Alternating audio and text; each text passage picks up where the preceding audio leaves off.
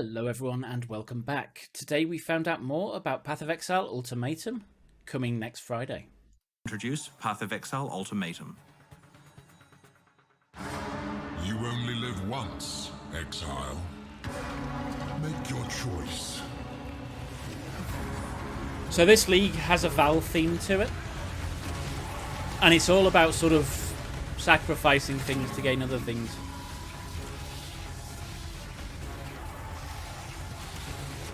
I don't know what that skill is, but I want to know.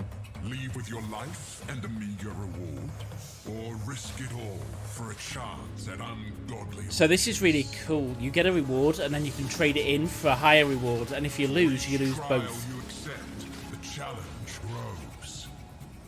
And it gets harder and harder because you pick an extra mod on the monsters.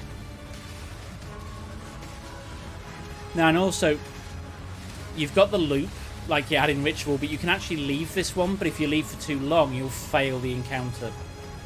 I do want to know what that skill is. If anyone knows, let me know. You deserve.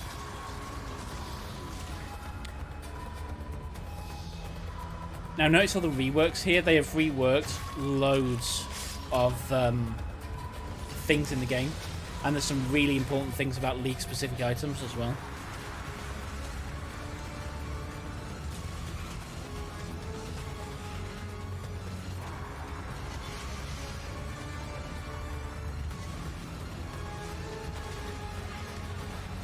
Ultimate reward requires ultimate risk. Face the ultimatum.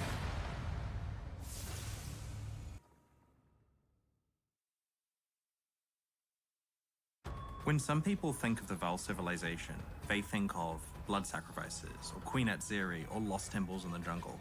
But I think of risking your items. From Val Orbs through double corruption, the whole Val or no balls meme, we had to make sure that this expansion was about the concept of risking your items to get great reward. In each area of the Ultimatum League, you'll meet the Trial Master, an emissary of a Val entity only known as Chaos. On behalf of Chaos, the Trial Master enacts trials where exiles must risk an escalating set of valuable rewards as they attempt to overcome progressively more difficult encounters. In each trial, you'll be presented with a reward, an objective, and a selection of difficulty modifiers that make the trial harder. Once you've chosen one of the modifiers, you must then complete that objective under the constraints of that modifier. I didn't get to play enough of last league, and this looks really promising. For anyone who did like Ritual, it is making a comeback. If you succeed in the challenge, the Trial Master will present you with an ultimatum. Either walk away with what you have earned so far, or risk it all to try to win additional rewards. He'll offer you another item if you can select an additional difficulty modifier and complete the challenge with both modifiers present. If you fail though, you'll lose both rewards and walk away with nothing. Now this scares the hell out of me because If you succeed, you'll be offered an I won't know additional when to reward quit. in exchange for adding yet another difficulty modifier that stacks on top of the current ones. This cycle continues until the rewards become increasingly valuable and the encounter extremely difficult. You'll have to pick a point to end your run and claim your spoils before you make the encounter too hard and lose everything. I am terrible at its at longest, an ultimatum in endgame maps can sometimes have up to 10 fast trials in a row, with a special surprise in the last one. In maps, you'll occasionally find items called inscribed ultimatums. These items can be placed in the map device to transport you to the Trial Master's domain. Each inscribed ultimatum specifies an offering that you must bring with you, a reward you can earn, Would you and dare an do assortment that? of ultimatum difficulty modifiers. If you're able to complete the trial I only get Master like will 10 all reward you league. with a specified reward, which is usually worth around twice And the that's on value a of good the league. item you must bring. For example, you may be asked to risk an Exalted Orb to win a stack of 2, or potentially risk a stack of 5 to win a stack insane. of 10. Naturally, inscribed ultimatums can be traded with other players, so if you don't feel capable of completing a difficult challenge, you may be able to trade it away for a portion of the difference in price between the reward and the item that must be risked. Likewise, if you have a powerful character, you may be able to selectively trade for profitable ultimatums to run. There are also new unique items that can only be obtained from Ultimatum. One such unique is the Glimpse of Chaos Val Mask, I'm not a fan of which these can provides be powerful modified while benefits to your corrupted because maximum I always life, ruin them. mana, and energy shield at the cost of having severely reduced elemental resistances and no chaos resistance. The item can be corrupted multiple times and has unique corruption outcomes, such as removing a random modifier or transforming it into a different random corrupted unique helmet entirely that retains its corruption implicit mod. Another new Val unique item in Ultimatum is Mahuzottl's Machination, which grants you 6 keystone passives at once. Combining This all looks of these potentially keystones really results in cool. some very unusual outcomes. I don't know the what item half those features do. an I know what entirely Valpack new does. unique keystone as well. We have worked hard to make sure that Ultimatum doesn't punish you for being in a party with other players. Party members compete in trials together, but have separate rewards available to them that will need to be locked in to begin the trial. Each player votes on which difficulty modifiers to select. If there's a draw in votes, This is the really modifier will be cool, and it's chosen at something random. they've really sort If of one player lacked wants in to take previous their leagues. reward and opt out of the next difficult trial, they're able to do so without stopping the other party members from continuing. Rewards are dropped allocated to the players who earned them. So that's Path of Exile Ultimatum. I can tell you, on release day, a lot of our developers are looking forward to watching Twitch so we can see players risking far too much in order to try to get good rewards. Speaking of rewards, there's a lot to talk about here. We had a look at Path of Exile's past reward systems, and we honestly feel many of them are out of date, many of them kind of lack identity, and to top it all off, like the core drop pool of just items that drop when you kill regular monsters just wasn't really compelling enough. Like, you know that feeling where any monster could drop a mirror? We want that for a whole slew of different items. And so we've made a lot of changes to Path of Exile's reward systems. There's a bunch of ones to the core drop pool to keep it really interesting. There's ones to basically every piece of League and expansion-specific content. And we're going to go through all of those for quite a while now. And I should mention that every change we're about to discuss not only affects the Ultimatum League, but also Standard League too. We started by reviewing so which items exciting. can drop from monsters and chests in the core game. To make sure the core drop pool remains compelling, we've made various changes. You can now find 2 additional currency items as core drops, Orbs of Binding from the Harbinger League, and the new Veiled Chaos Orb, which we'll reveal in more detail soon. We've also added 5 new Atlas base types, like this Energy Shield Recharge Amulet. These drop in specific regions of the Atlas of Worlds and have some powerful new implicit mods. Another topic related to the core drop pool is that of boss runs. Veteran community members will remember when people used to do Val Oversoul or Dominus runs over and over because they were a profitable use of time. Final act bosses now drop more and This better really items, needed giving to you a much happen. more satisfying close to a difficult act. and a It's more always item-focused terrible approach to getting ready kill for maps, Katava if and you get a prefer. really terrible rare. We have also added a bunch of very powerful and valuable League-specific uniques into the core drop pool. This means that they can drop from any sufficiently high-level monster without you having to engage with specialized content. Examples of these are Badge of the Brotherhood, This is so cool. Bleed builds that required that bow that was several X. It's right there from the normal drop pool. Now, providing they don't make it so impossible to drop, those items should be much cheaper. One of the builds I want to play next league, not for the league starter, it requires this one, which is the something of hands. Salem, Pledge of Hands, Pledge Maloney's of Hands, that's the Mechanism, one. Brutus's Lead Sprinkler, and Headhunter. Let's The goal of all bring of this these really cool. changes And a is to make sure that Headhunter, I every really monster do you want to kill play on that Path at of some Exile point. has a chance to drop something incredibly valuable, regardless of what content you're playing. On top of all of that, we have added a handful of new vendor recipes, which let you make some pretty cool stuff. We really miss the days when players were scrambling to try to find unknown recipes, and so we're looking forward to seeing how long it takes for you to discover how these ones work. We have also That's introduced really a new cool type too. of reliquary key into the core drop pool for this expansion. If you're very Never lucky, had a you can find a reliquary- Val reliquary key reliquary from any key. I monster really or want chest one. in Path of Exile. When consumed in the map device, it gives you access to a vault with a chest that drops a special foil version of a Val-themed unique item. Each unique has an equal chance of dropping. Due to the value and power level of the items contained within, this is the rarest reliquary key ever it's added not to the best Path of Exile. The rest of our reward changes relate to items that you can earn by playing past content like prior leagues and expansions. We have 2 goals here. The first is to add and improve items so that all past content is a compelling set of rewards. The second goal is to make it so that the best way to get any reward is to play the content that is primarily associated with that type of reward. Path of Exile's first expansion, Sacrifice of the Val, introduced a new ultimate boss, Adzeri, Queen of the Val. This fight holds up pretty well these days, I hate considering this that fight. it is 7 years old, but its rewards really needed a refresh. It is a good fight The as well. sacrificial garb base type that drops from Adzeri has been significantly improved with the addition of an implicit mod that grants +1 to the level of all Val gems you have equipped. We have also added 2 new unique items to Adzeri's drop pool and 2 more to Uber Adzeri's. One of which is the Atziri's Rule Judgment Staff, which prevents you from being stunned or having your damage reflected. It grants a skill that alternates between Flames of Judgment and Storm of Judgment when used, as if you absorb the powers of Atziri herself. Skipping forward to 2016's really release of important. Ascendancy, we have made some changes to how you receive your Labyrinth enchantments. Previously, when you completed the Labyrinth and went to enchant an item, you couldn't see what random result you'd get.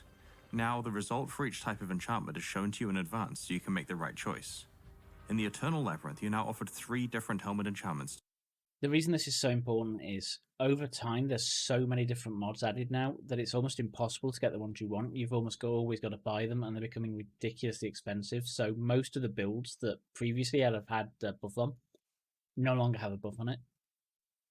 That could potentially change with this because I got 3 shots at getting the thing I want. It sort of puts it back to the old days. To pick between, in addition to the boots and gloves. This will make it a lot easier to find enchantments relevant to the skills you're using and to apply them to appropriate items. In 3.14, we're going to stop giving out unique jewels for each day's fastest labyrinth runs. I didn't know this was a thing. I didn't know you got jewels for doing a day's fastest labyrinth run. Otherwise, I'd have actually tried. Not that I'd actually succeed, but I'd tried. Especially towards the end of the league. I mean, not everyone plays really fast then, surely. And we have added these jewels as very rare drops that you might find in the Labyrinth's final reward chests. Another highly requested Labyrinth-related improvement is that you can now consume an offering to the goddess and the map device to open portals directly to a random A lot of this removes the reliance on RNG. If you've ever played a league where it's been like 6 days to get the 5 things in maps to do the Uber Lab, this is just such a massive improvement. Trial. I mean, it's this random, greatly accelerates but the still. speed at which you can find your final trials. We have also added 2 new Labyrinth-specific unique items, including the Scales of Justice unique shield, which rewards building your character with a careful balance of life and mana. If used correctly, you'll be granted protection from shock and ignite, as well as additional fire damage. That shield Kadira Perandus now has a much larger selection of unique item rewards. We have also rebalanced all sources of Perandus coins so that Perandus content is still the best place to get them from. A craft introduced in Harvest kinda destroyed the Perandus coin economy, so we're absolutely fixing that at the same time. Essences have been numerically rebalanced and are in general stronger than they were before. Screaming Essences can now be used to reroll rare items, in addition to their capability to upgrade items to rare. The 4 Corrupted Essences have had some of their less useful outcomes improved or replaced. Now, the only way to get the powerful upgrade-only top-tier essences is through Remnants of Corruption, which come from essence content. Blessings, the currency used to upgrade Breach uniques, can now be used to upgrade Breach stones between tiers also. That's really cool as well. Abyss jewels have been rebalanced and are on average more powerful than they were before. We have also buffed Abyss chests to make sure that they are the best place to get Abyss jewels. This is a new skill.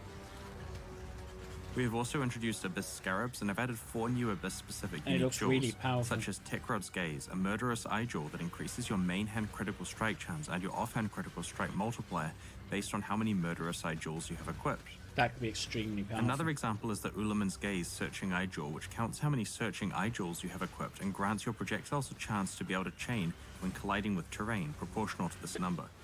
These unique jewels have a chance to drop from any of the unique encounters at the end of the Abyssal Depths, and these encounters are now by far the most reliable way to obtain a Stygian Vice belt. We have added a handful of new beastcrafts, such as add a mod to a map, or add a mod to an influenced item, which consume existing beasts. That's cool as well. It's There are almost some an other aspects exalted of orb. beast crafting that we've been keeping our eye on for a while, and we're taking this opportunity to rework them, so that high-level gameplay is less reliant on obtaining certain beastcrafts. Now, when you use a splitting beastcraft recipe on an item, both copies are marked as split, which prevents them from being split again. You cannot imprint split items. I didn't know splitting was a thing. One of my favorite reward changes in this expansion is that Incursion's Temple of Atsuato can now be itemized. Once you have access to the map device, Alva can turn your completed and ready-to-run temple into a tradable object that can be consumed in the map device. This means that players can specialize in either making temples to trade to other players or trading for temples that are ready for them to run. There have also been a lot of changes to the temple. As you may know, specific rooms in the Temple of Atsuato can drop unique incursion items that can be later upgraded. Many of these base unique items have been improved in this update. Previously, the temple's boss, the Omnitect, dropped random rare items with special incursion mods on them. Now it also drops rare items with incursion mods based around the themes of the rooms your temple contains. Higher tier rooms cause more rare items. Specific rooms now add specific monster packs to That the looks temple, so which strong. results in more monster density, challenge, and reward. Temple mods have been buffed so that if your temple has more high tier rooms, then it's equivalent to a good map. We have performed a modernization pass on rewards from temple rooms so that they're competitive with rewards from newer leagues. The explosives room also contains some basic chests that can be opened with This flash is pretty powder cool. kegs if you don't need them for opening a path elsewhere in the temple. Especially if the loot's good, like Delve has had a big increase to early rewards and a reduction to the jewels. quantity of high-tier rewards spawning at very deep depths. The end result is that Delve is a lot more rewarding for almost everyone, but a few extreme players who delve very deep will not be getting quite so rich from it. A big problem with rewards and betrayal is that players deem it not worthwhile to kill. You see, I've never deemed it, well, since the last lot of changes, I found her to be really rewarding, especially for the benches that give you white crafts on your items. Because that's meant I can swap gems out and play around a lot more than I used to be able to, which is invaluable. Katarina, because it resets your Betrayal Syndicate board. In this expansion, we have massively increased the incentive for doing this. Now if you manage to kill Katarina, all Syndicate members drop their rewards at one tier higher than they previously would. This change required the introduction of a new 4th tier of reward from each Syndicate member and encourages the use of a larger variety of Syndicate targets could be and really safe house strong. leaders. We have improved rewards that were not as interesting or valuable as the best ones. For cases where we deemed rewards too powerful, we moved them to tier 4 rather than nerfing them. The tier 4 rewards are approximately twice as powerful as tier 3 ones were. We have also added a new unique item to Katarina's drop pool as further incentive for killing her. The Cane of Kulamak drops only from Katarina. Similar This to could make a Paradoxica, really it has strong 3 or a veiled really, really modifiers that must be terrible unveiled item. one at a time via Jun. This means that each version of the cane could be entirely different, and because of the way the veiled modifier system works, you have the chance to get 3 mods that potentially synergize extremely well, or maybe just a crazy bag of mods that don't work together. Furthermore, the cane itself scales up the magnitudes of any unveiled modifiers on it.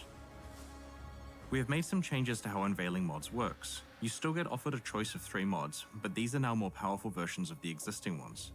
The powerful ones are unveiled onto items, and the You see, that's really cool. Previously, when you unveiled a mod on a weapon, it was the same one as you get from crafting. Well, the level up. But with this, it's going to be stronger on items that have them implicitly, so you could have a chance of getting a really strong item. And it sort of makes you want to play those items more than right now, which is basically get the craft off it and throw it away. normal versions are the ones you unlock that can be crafted onto items. Also, progress towards unlocking crafting of veiled mods is at a slightly faster rate than before. Some very powerful veiled modifiers are now only available at their original strength on the unveiled version of the modifier, and the crafted version of the modifier has been lowered in power. Earlier in the presentation, I alluded to the new Veiled Chaos Orb as an item that has been added to Path of Exile's core drop pool. This new currency item rerolls the target item with new mods, like a regular Chaos Orb does, but one mod is guaranteed to be a Veiled mod. While it can drop from any monster or chest in cool the is game, that? by far the most effective way of getting it Wonder how is much from they're gonna be Isling and some worth. Betrayal safe houses. We have introduced 3 new types of incubators for Blight, Metamorph, and Delirium, and have modernized the rewards from the other incubators. The item yield from chests and blighted maps is now affected by a portion of the map item's quantity, giving you a That's reason cool. to roll your blighted maps if you can handle the additional challenge. Previously, there's no point in Anointments for doing it. blighted maps have been rebalanced and reworked so that each has its own purpose and with a consistent increase in reward as the oils get rarer. This is basically entirely buffs, because one big nerf we needed to do was already done last league. You can now corrupt blighted maps. These can very rarely drop the new tainted oil, which allows you to apply anointments to corrupted items. That's cool. We have also introduced Blighted Scarabs. We have added 2 new types of catalysts themed around speed and critical strikes respectively. These new catalysts are rarer than previous ones. As discussed in the recent development manifesto, the current 3.13 version of Harvest is too rewarding, so we're rebalancing its crafting and also increasing how often you'll encounter portals to the Sacred Grove. The current version spams you with way too many crafts, so each seed has a chance to grant a craft now, reducing the overall number of crafts you can perform per garden, though you will encounter the grove 60% more than you did before. Some of the most powerful crafting options have been removed or changed. The Heart of the Grove encounter is now a map fragment that can randomly drop from tier 4 harvest bosses instead of rarely replacing the entire grove when it spawns.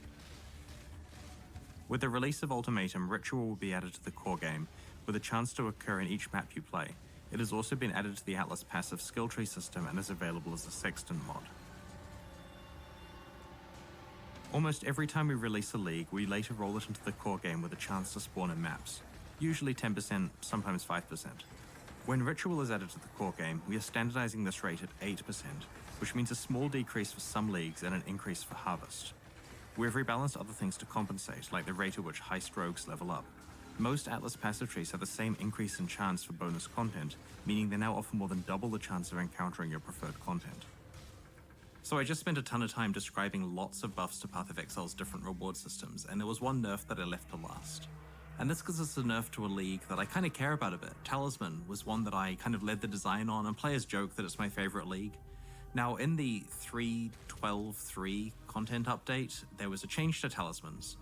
Basically, they weren't good enough, so the team decided to add a random anointment to them, which made them a lot more powerful, and also to juice up the mods to make them well-rolled. I wonder what kind of character And that was is. overkill. Like, as you've seen recently, talismans have just been dropping with insane mods and great anointments, and we felt in Because this this is new expansion, bleed skill. especially because you can use tainted oils in order to redo the anointments on talismans, because now you can modify corrupted amulets. Honestly, they don't need the well-rolled mods anymore, and so we've removed that. Talismans are still compelling, but they're not quite where they were in the last league.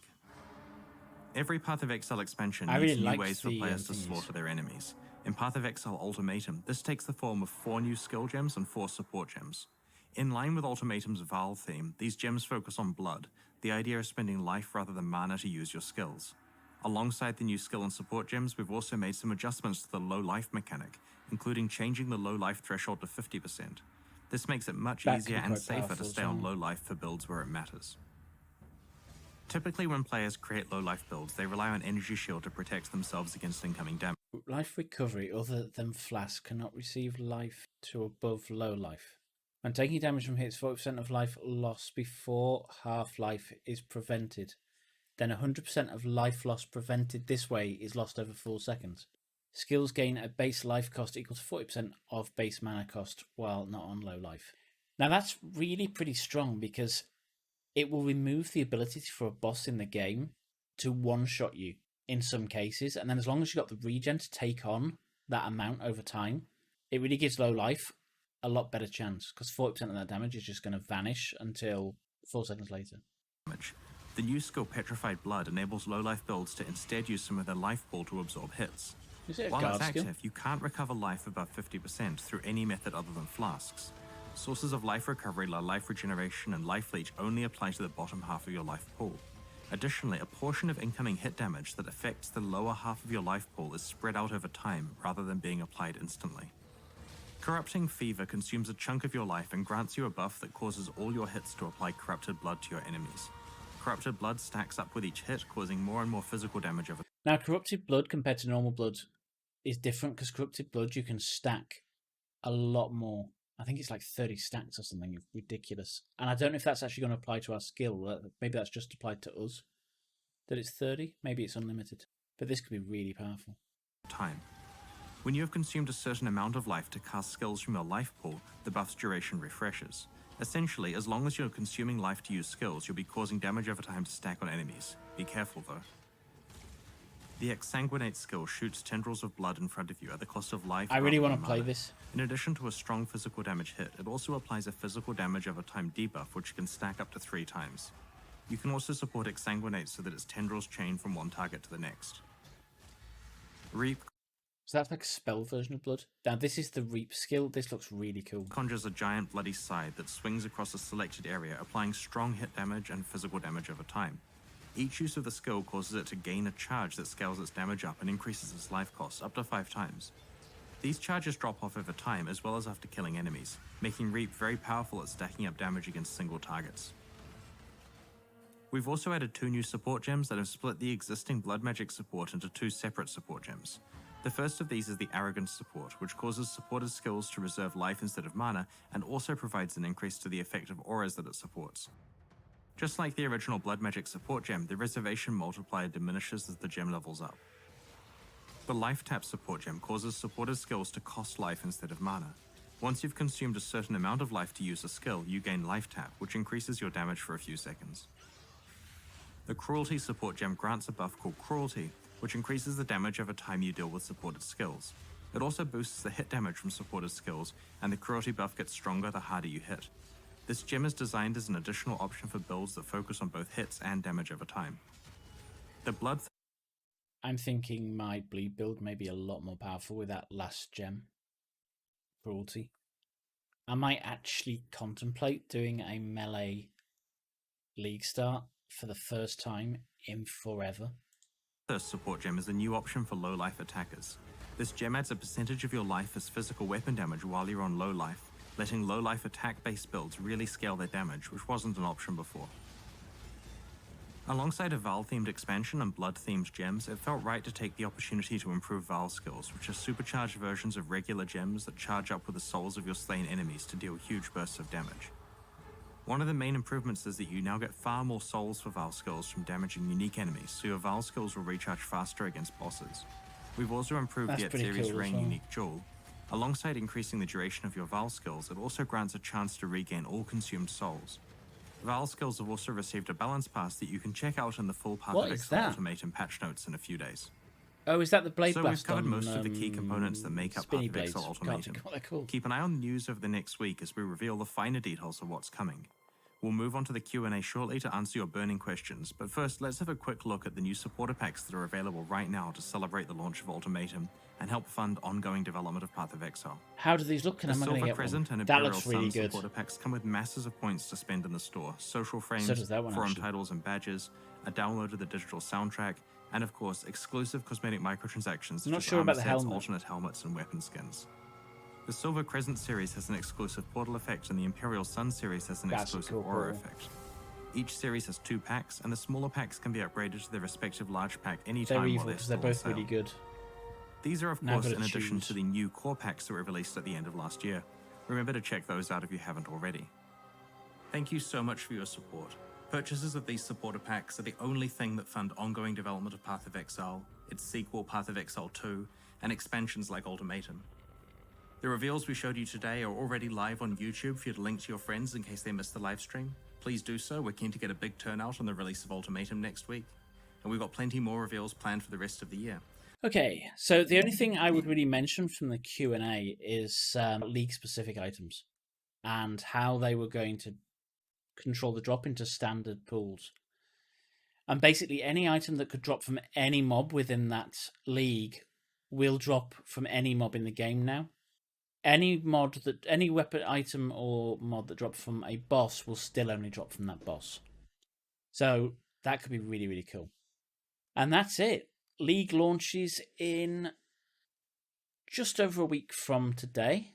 I hope you all play. And if you're looking for a build to play, check out my build guide. The one from this league is extremely strong. Over the next couple of days, I am going to try and decide what to play next league. And probably put together a practice. Obviously, I'm not going to try any of the new skills as a league start because they can be so unpredictable and I don't want to ruin my league start. So I will try something existing and then switch over. And that's it. If you made it all the way to the end, thank you so much for the support. And with that, thank you for watching, and I'll catch you next time.